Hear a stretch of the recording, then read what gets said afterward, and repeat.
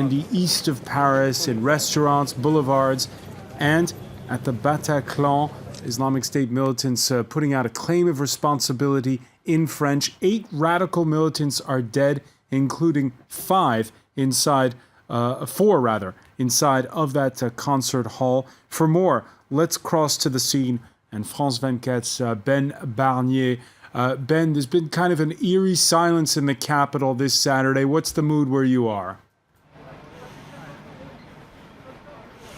Well, I've seen dozens of people converging to the Bataclan, getting as close as they possibly can to the site where the attack happened last night, Friday night. Now, I think I got a feeling that earlier during the day it was mostly people coming from this neighborhood inquiring about what had happened exactly. I spoke to a man who is called Thomas. He lived on Oberkampf Street and told me that as soon as he heard reports of the attacks, he barricaded himself inside his apartment. Now I'm seeing more and more people with flowers, people in tears as well. And if you just walk a little bit to my right on the pavement, you can see a blood stain, medical gloves, and shoes that were abandoned, that were left on the pavement.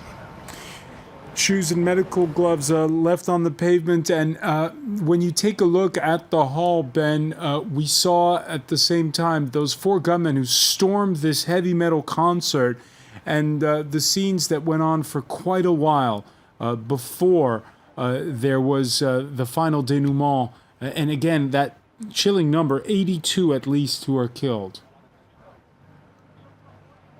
Mm-hmm.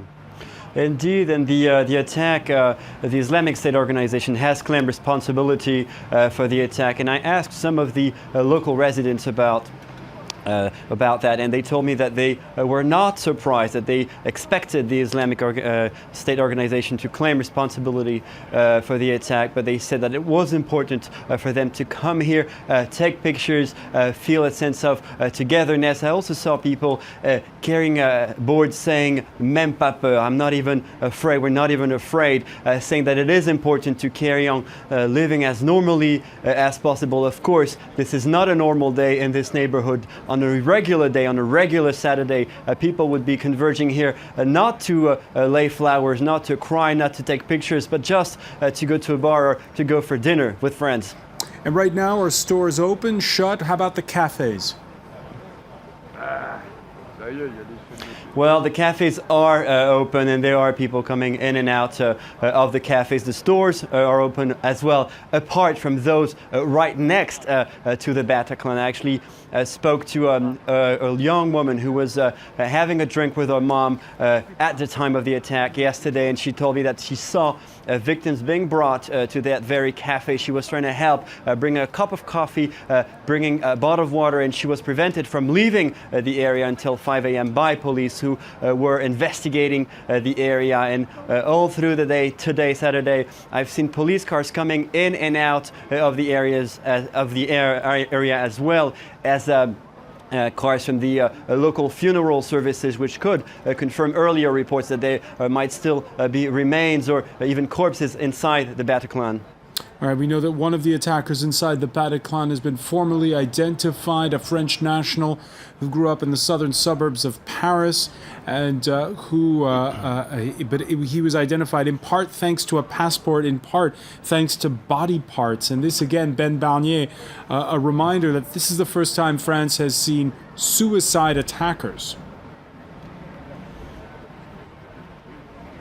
Indeed, and coordinated attacks with that in neighborhoods that are usually famous just for being the places for hipsters, for the yuppies of Paris. You'd be looking, if you wanted to compare it to an area in the U.S., you'd be looking at Brooklyn's Williamsburg, maybe. This is the place where things are happening. So it is even more shocking to see that the attacks were carried in just regular places, regular cafes, places where many of us have been, areas for hipsters, as I've said before, on a very attacks on a very, very large scale. Just people going to a concert, going for a drink. Who were attacked, those places that were stormed by gunmen.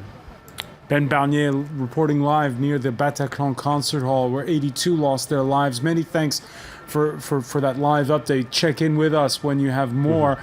We're going to cross now to the French presidential palace, an emergency cabinet meeting taking